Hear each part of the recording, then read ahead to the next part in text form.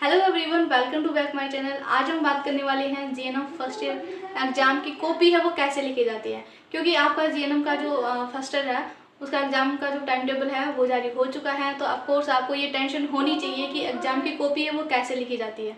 Okay, क्योंकि student है वो कुछ 12th करके आए हैं, तो 12th में क्या है, एग्जाम की कॉपी है वो अलग तरीके से लिखी जाती है। एंड कुछ स्टूडेंट ये मानते हैं कि राइटिंग है वो मैटर करती है या नहीं करती, तो इसके लिए बहुत सारी कन्फ्यूजन है वो क्रिएट हो रखी है। और इसके लिए स्ट्रीम है वो भी क्या है, मतलब मैटर करती है कि कुछ स्टूडेंट है वो कॉमर्स से आ रखे होते हैं, कुछ है वो आर्ट्स से आए हैं और कुछ है वो बायोलॉजी के स्टूडेंट है। तो इनका जो लिखने का तरीका है सबका अलग अलग होता है। इसलिए क्या आप अभी आपके पास क्या एक नया एक्सपीरियंस है कि आपको एग्जाम की कॉपी है वो कैसे लिखनी है। ओके, तो यहाँ पे आपकी हेल्प होने वाली है कि एग्जाम की कॉपी है वो कैसे लिखनी होती है।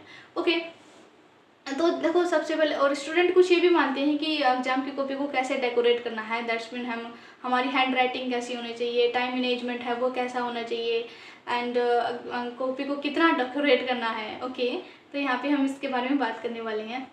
और ये वीडियो सिर्फ जीएनएम नर्सिंग स्टूडेंट के लिए नहीं, इवन बीएससी नर्सिंग के स्टूडेंट एंड जो एएनएम है उन सब के लिए क्या ये बेहद यूज़फुल रहने वाली है। बिकॉज ऑफ इस वीडियो का जो एक एक पॉइंट है वो आपके लिए बेहद यूज़फुल होने वाला है। तो इस वीडियो को बिना स्किप किए हुए कंप्लीट देखना है, क्योंकि एग्जाम में ये आपकी बहुत ज़्यादा हेल्प करने वाला है। फर्स्ट ऑफ ऑल हम बात करने वाले हैं राइटिंग के बारे में। ओके, तो बहुत सारे स्टूडेंट के मन में ना ये कन्फ्यूजन होता है कि राइटिंग मैटर करती है या नहीं करती है, हम कितना अच्छा लिखें कि हमें ज़्यादा नंबर मिले।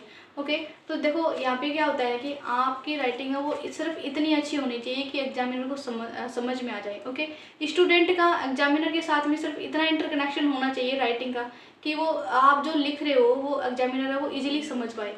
ओके, आप किस चीज़ के बारे में लिख रहे हो, क्या कहना चाहते हो उस एग्जाम की कॉपी के थ्रू, है ना। तो वो एग्जामिनर अगर आप इजीली समझ पा रहा है तो आपको क्या है वो कम्प्लीटली नंबर देगा। बिकॉज ऑफ आप उसको राइटिंग से कोई मैटर नहीं होता, राइटिंग है वो उसके लिए कोई मैटर नहीं करती। वहाँ पे मैटर करता है कि आप क्या लिखना चाह रहे हो, उसके दिमाग में एग्जामिनर के वो जा रहा है या नहीं जा रहा। ओके, अगर वो सीधा सीधा समझ रहा है कि आप इस टॉपिक के बारे में बात कर रहे हो तो फिर क्या है, राइटिंग है वो मैटर नहीं करती। ओके, आपकी राइटिंग सिर्फ इतनी ही अच्छी होनी चाहिए कि अगले को समझ में आ जाए। Second thing, time management.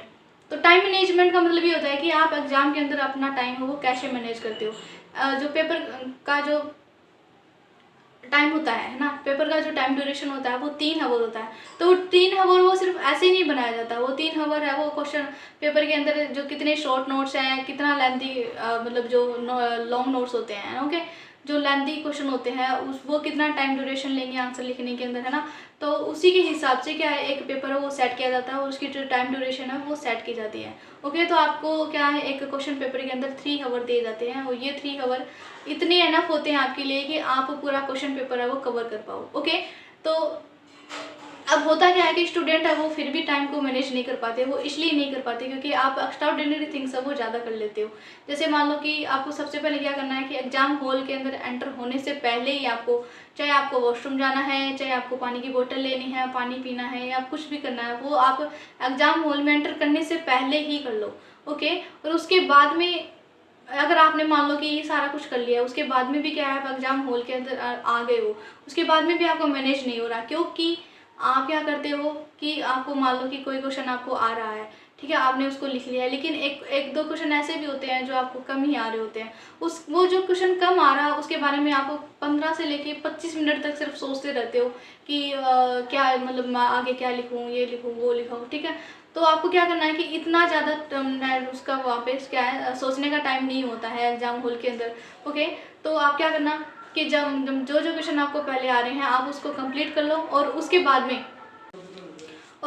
में आपको जो नहीं आ रहा उसके बारे में ज़्यादा नहीं सोचना है, उसको आपको लास्ट में देखना है।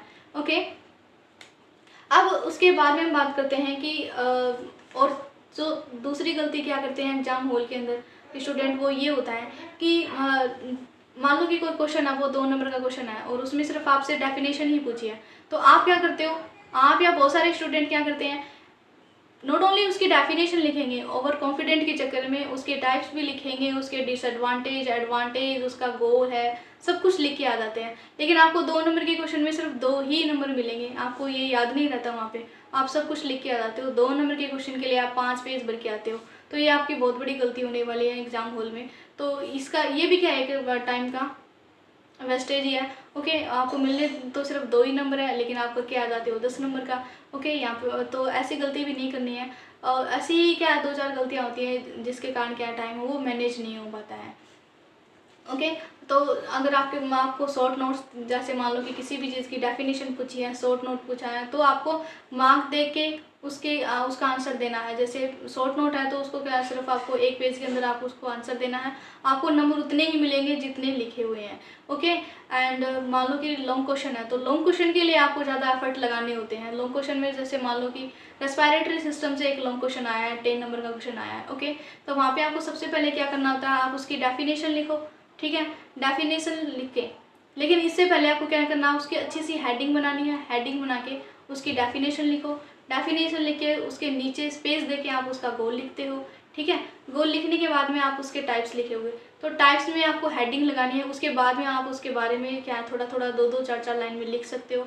उसके सब टाइप्स भी हो सकते हैं, तो आप क्या करना, उसको सब टाइप में भी क्या है डिवाइड कर सकते हो। ठीक है, सब टाइप में डिवाइड करके 2-2 4-4 लाइन है उसके बारे में लिखोगे। लेकिन क्वेश्चन जो आपके आंसर शीट होनी चाहिए वो एकदम क्लीन होनी चाहिए, मतलब एकदम इफेक्टफुल होनी चाहिए। एग्जामिनर जब देखे तो उसको पता लगे। आपको पैराग्राफ तो बिल्कुल नहीं लिखना है, क्योंकि एग्जामिनर वो कभी भी पैराग्राफ नहीं देखते हैं। ओके, पैराग्राफ के अंदर क्या लिखा है आप एकदम जो स्टोरी लिख दोगे तो वो कोई फ़ायदा नहीं देने वाली है आपको। वहाँ पे आपको नंबर भी नहीं मिलेंगे। एग्जामिनर क्या देखता है, पॉइंट्स देखता है। जैसे मान लो कि गोल, कोई भी गोल है, आप गोल लिख रहे हो। ठीक है, तो गोल में आपको क्या करना है, गोल में आपको जैसे गोल लिखा आपने, गोल के नीचे आप या तो फिर एरो लगा के आप एक एक पॉइंट लिख सकते हो। एक लाइन में सिर्फ एक ही पॉइंट होना चाहिए, उसके नीचे वाली लाइन में फिर दूसरा पॉइंट होगा। ओके, तो आप एरो लगा के लिख सकते हो या फिर आप नंबरिंग कर सकते हो। ठीक है, तो जैसे एक नंबर, एक गोल लिख दिया आपने, 2 नंबर, 2 गोल लिख दिया आपने, दूसरा गोल लिख दिया, है ना। ऐसे 1 2 3 नंबर लगा के लिख सकते हो, या फिर आप एरो लगा के लिख सकते हो। और एक फ्लो चार्ट होता है, फ्लो चार्ट आपके लिए बेहद यूज़फुल होने वाला है। फ्लो चार्ट में एग्जामिनर जो समझना चाहता है, एग्जामिनर को जो चाहिए, वो सीधा सीधा आपको क्या फ्लो चार्ट में उसको देखने को मिल जाता है। तो आप फ्लो चार्ट भी यूज़ कर सकते हो, और ये मतलब एक अच्छा तरीका हो सकता है मार्क लेने का। ओके, तो मतलब कम लिख के भी आप अच्छे नंबर कैसे लेने हैं, ये आप मतलब जैसे पॉइंट लिख रहे हो ना, तो इस तरीके से आप जब आप लिखोगे ना, तो आपको क्या है, आप कम लिखोगे तो भी आपको ज़्यादा मार्क्स मिलेंगे। ओके, स्टोरी लिखने से कोई फ़ायदा नहीं है, स्टोरी लिखने से आपको नंबर नहीं मिलने वाले हैं। ओके, उसके बाद में क्या होता है कि जैसे एग्ज़ाम ख़त्म होने को आता है, जैसे मान लो उसकी टाइम ड्यूरेशन है वो ख़त्म होने वाली है, आपके पास लास्ट का आधा घंटा 15 मिनट जितने भी बचे हैं, अब आप कंफ्यूज होते हो। बहुत सारे स्टूडेंट लिखते रहते हैं, या फिर कुछ तो अपना पेपर है वो कंप्लीट कर चुके होते हैं। ओके, लेकिन यहाँ पे भी एक कन्फ्यूजन क्रिएट होती है कि कौन सा क्वेश्चन है वो पहले करें। अगर आपके बचे हुए हैं तो सबसे पहले आपको ज़्यादा नंबर वाले क्वेश्चन पर ध्यान देना है। आप ज़्यादा नंबर वाला क्वेश्चन है वो सबसे पहले करो बचे हुए टाइम में। ओके, एंड उसके बाद में आपको शॉर्ट नोट या फिर जो भी कम नंबर वाला क्वेश्चन है आपको उसके बाद में देखना है। तो ये भी कि आपको एक छोटी सी बात है ये ध्यान में रखनी होती है। ओके, उसके बाद में हम बात करेंगे सीक्वेंस की। सीक्वेंस का मतलब ये होता है कि आप आंसर शीट लिख रहे हो। ठीक है, तो सबसे पहले आपने 10 नंबर का आंसर लिख दिया, उसके बाद में आप 9 नंबर का लिख रहे हो, 8 नंबर का लिख रहे हो, 5 नंबर का लिख रहे हो। ठीक है, आपको अगर क्वेश्चन है वो 1 से लेकर 10 तक कंप्लीट आ रहे हैं, ठीक है, तो आप फिर उसको सीक्वेंस वाइज लिखो ना। सबसे पहले आप एक नंबर का जो क्वेश्चन है उसका आंसर लिखा है, उसके बाद में 2 नंबर का लिखा है, 3 नंबर का लिखा है। इससे क्या है, एग्जामिनर को थोड़ा इजीनेस होता है। एग्जामिनर है वो जो देखना चाह रहा है वो आपको आपकी उस आंसर शीट से उसको मिल जाता है, तो वो क्या इजीली वहाँ पे नंबर देता है। ओके, तो आपको क्या करना है, अगर हो सके जितना आप जितने भी आंसर है उसको सीक्वेंस वाइज लिखो, ताकि आपको वहाँ पे नंबर है वो मिल जाए, है ना। इजीली यहाँ पे आपको नंबर मिलने वाले हैं। तो सीक्वेंस वाइज भी आपके लिए एक क्या है अच्छा पॉइंट हो सकता है अगर आप पेपर में इसको यूज करो तो। इसके बाद में एक कन्फ्यूजन और आता है यहाँ पे, वो ये है कि जो क्वेश्चन होते हैं, ठीक है, उन क्वेश्चन के मतलब क्वेश्चन आपने कोई भी आंसर कर लिया, उस आंसर के नीचे ही आप जस्ट आंसर कर रहे हो, दैट्स मीन बिना छोड़े। ओके, तो आपको ऐसा भी नहीं करना है। आपको क्या करना है, जैसे मान लो कि आपने एक आंसर लिख दिया कम्प्लीटली, अब आप नेक्स्ट पेज से उसको स्टार्ट कर सकते हो। ठीक है, और अगर आपके पास बहुत सारा स्पेस बचा हुआ है, दैट्स मीन जैसे कॉपी है और उसके ऊपर की आपने 2-3 लाइन है वो आपने भर दी है। ओके, उसके बाद में नीचे कंप्लीट जो कॉपी है वो खाली पड़ी है, तो आप उसके लिए जो नेक्स्ट आंसर है उसके लिए यूज़ कर सकते हो। लेकिन कोई मतलब आपने कोई आंसर लिखा है उसमें नीचे की अगर 2-3 लाइनें आप छुटी हुई है तो उसमें आपको आंसर है वो स्टार्ट नहीं करना है। आप क्या करना, अगले पेज से आपको स्टार्ट करना है। और आंसर के बीच में एक स्पेसिफिक स्पेस होना बहुत ज़्यादा ज़रूरी है, क्योंकि एग्जामिनर है वो कंफ्यूज हो जाता है। एग्जामिनर है वो ऐसे एकदम डीपली है वो कॉपी चेक नहीं करता आपकी, वो सिर्फ ऐसे सरसरी नज़रों से कि आपकी कॉपी चेक करता है। इसलिए आपको क्या करना है, उसकी नज़रों में आना ज़रूरी है। ओके, इसलिए आपके जो आंसर होते हैं वो एकदम मतलब अच्छे तरीके से डिफाइन होने चाहिए, अच्छे तरीके से दिखने चाहिए, अलग अलग आंसर लिखे हुए। ओके, तो इसके लिए क्या है, आपको कॉपी के अंदर, आपकी जो कॉपी होती है उसके अंदर बहुत सारे पेजेस होते हैं। ओके, तो आप क्या करोगे, मतलब अच्छी खासी मोटी कॉपी देखने को मिलेगी एग्जाम की आपके, और उसका जो पेपर की जो क्वालिटी है वो भी बहुत ज़्यादा अच्छी होती है। ओके, तो आपके पास खूब स्पेस होता है देने के लिए, तो आप क्या करो, आंसर के लिए आप अच्छा सा स्पेस दो। ठीक है, आप सेकंड पेज से स्टार्ट कर सकते हो, और मतलब 5-7 लाइनों के बीच में आप क्या कर सकते हो, अपना जो आंसर है वो स्टार्ट कर सकते हो। और आंसर है वो कभी भी बीच में से स्टार्ट नहीं करना, जैसे मान लो कि कॉपी है उसके बीच में से आपने आंसर स्टार्ट कर दिया, ऐसे नहीं करना। आपको जो साइड से, दैट्स मीन आंसर नंबर 4 है, तो आपको साइड से ही स्टार्ट करना, उसके बाद में उसकी हेडिंग लिखनी होती है, उसके नीचे लिखो फिर अच्छा सा, ठीक है, उसके टाइप्स लिखो, ऐसे करके आपको एकदम क्लीन कॉपी होनी चाहिए, एग्जामिनर की जो नज़रों में एकदम बिल्कुल ऐसे सीधा सीधा आ जाएगा, हाँ इसका आंसर ये होने वाला है। ओके, सेकंड थिंग, बहुत सारे स्टूडेंट क्या करते हैं, अगर मान लो कि आपके पास से आपसे गलत भी हो जाए, तो गलत होने के बाद में उस आंसर को सिर्फ एक लाइन से काट दो। लेकिन बहुत सारे स्टूडेंट क्या करते हैं, जो लिखा है उसको दिखाना ही नहीं चाहते कि क्या लिखा है, और उसके ऊपर ऐसे एकदम बिल्कुल रेड, जो ब्लैक पेन हो सकता है या फिर ब्लू पेन से आप क्या करते हो, बिल्कुल छुपाने की कोशिश करते हो, वो बिल्कुल ही गलत है। और इससे क्या है कि कॉपी का एक तो इफेक्ट है ना वो कम हो जाता है, कॉपी वो अच्छी नहीं दिखती है। आपको क्या करना है, एक लाइन से कट करना है, उसके बाद में आप क्या अपना जो भी है वो स्टार्ट कर सकते हो। ओके, एंड टाइम के अंदर मान लो कि आपको कोई क्वेश्चन नहीं आ रहा है, और आ भी रहा है नहीं भी आ रहा, उसके लिए आप क्या करो, उस चैप्टर में जाओ।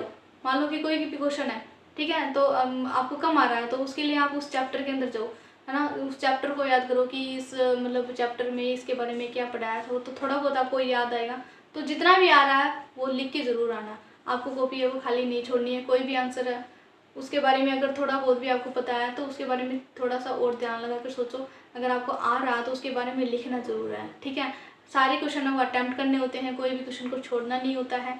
ओके, स्मार्ट बनने के चक्कर में आप क्या करते हो, शॉर्ट फॉर्म ज़्यादा यूज़ लेते हो। जैसे मान लो कि कोई भी आप आंसर कर रहे हो तो शॉर्ट फॉर्म, जैसे मान लो INC है तो INC आप सीधा लिख लेते हो, नहीं, आपको क्या करना है, शॉर्ट फॉर्म तो आप यूज़ कर ही रहे हो, उसके साथ में आपको लॉन्ग फॉर्म है वो भी यूज़ करनी है, ताकि इससे क्या होगा, आप कोष्टक के अंदर लॉन्ग फॉर्म में वो यूज़ करोगे। ओके, तो इससे एग्जामिनर के ऊपर एक अच्छा सा इफेक्ट पड़ेगा, वो आपको नंबर देगा इस चीज़ के। ओके, एग्जामिनर को ऐसा लगना चाहिए कि हाँ आपने आंसर है वो एक मतलब अच्छे ढंग से लिखा है। ओके, तो ऐसे ही मोर इन्फॉर्मेटिव वीडियोज़ के लिए इस चैनल को सब्सक्राइब करो, शेयर करो एंड लाइक करो। और आने वाली वीडियोज़ के अंदर आपको GNM से रिलेटेड, नर्सिंग से रिलेटेड बहुत सारे इंफॉर्मेटिव क्लासेज है वो देखने को मिलेगी, एग्जाम तक आपकी बहुत ज़्यादा हेल्प होने वाली है। तो इस चैनल पर बने रहने के लिए इस चैनल को सब्सक्राइब कर लीजिएगा, ताकि आपके पास ऑल नोटिफिकेशन है वो पहुंच सके और आप जल्दी से जल्दी इस चैनल पे आ पाओ। Okay, bye bye.